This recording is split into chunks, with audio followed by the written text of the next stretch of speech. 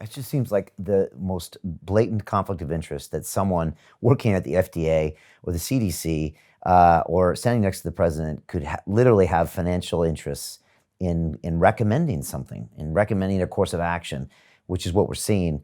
And the fact that they were fighting over ownership of patents while disease was running rampant. Again, I know that's where a lot of your history comes from, and that's where that 5 years where you were silent comes from. That again, it's just very hard to believe that that actually happens. Yeah, it was again. It was so hard for me to believe that the journals that are number one journals, or theoretically are the most esteemed journals, like Nature and Science, actually, literally not only perpetrated the fraud, but commissioned fraudulent papers that would not have passed peer reviews, and then editorial versions in Science Insider writers would literally destroy, as they did with me, the career. So you could see the corruption. You could see the payoffs for the scientists who would take the money rather than tell the truth about the data. And then you would see how the journals spin the data,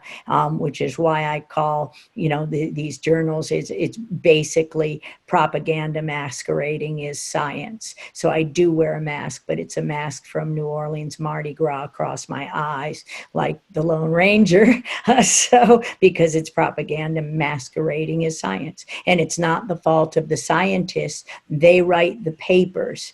And then the journalists, those scientific bastions like the New York Times and the Wall Street Journal and the Washington Post, the journals twist the science into what it's not, and into what the paper and the data did not say, and the investigator did not say. And then the public is misled.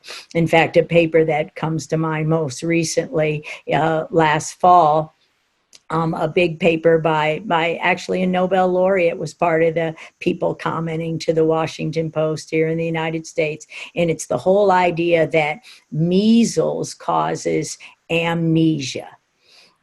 So a measles infection, the reason why we're seeing all these outbreaks in measles is because it causes amnesia. Your immune system doesn't remember how to respond, not only to measles, but to other infections. It simply is what we would call in scientific terms anergic. It doesn't respond. And have had fights with my my family members to say, who wanted me to explain these articles in scientific terms. And I'm like, here's the simple term to understand.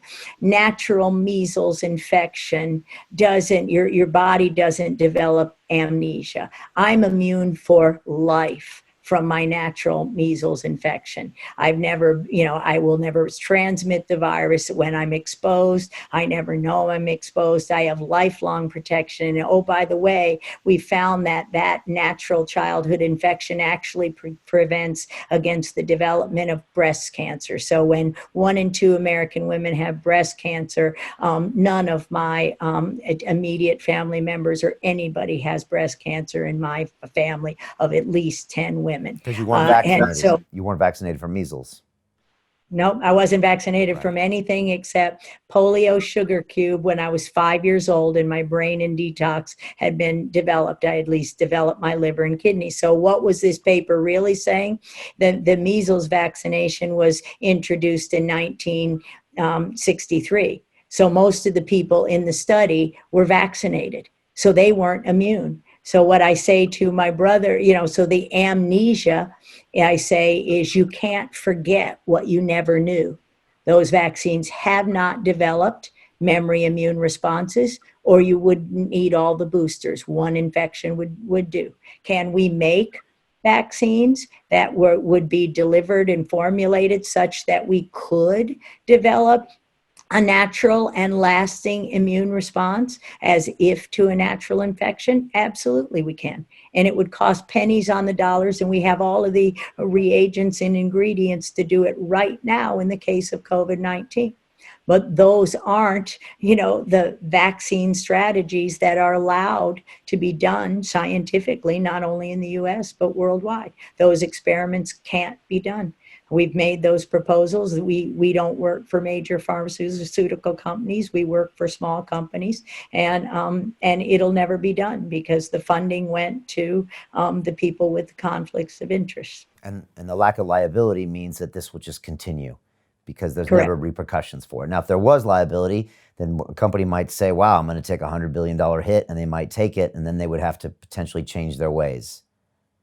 Correct. And then other small companies could get in and we could have natural competition as we should have in this country where everybody has a chance. And then the other thing on the freedom issue we talked about a little while, that this healthcare cabal should end forever because it has nothing to do with healthcare. And a person should be able to have their medical accounts tax-free, no insurance company telling them what drugs they can and can't take and which doctors they can and can't see. And everybody should have the freedom to go to the healthcare provider of their choice. That's freedom of choice for your own bodily health, whether it be a naturopathic doctor, a chiropractor, an MD. It really doesn't matter. Whatever, an energy therapist, whatever you want to do. So open it up to back where I was a child, where we paid for our health care just as we paid for the care for our cars. And it's up to you how you take care of your body. That's the freedom that's what I see to be the light in this very dark time. If people can wake up and see this and we can take back our health, we'll really have just a golden age because of all the brilliance, all the technologies, all we could be doing to prevent illness. We could see a golden age of health in our world.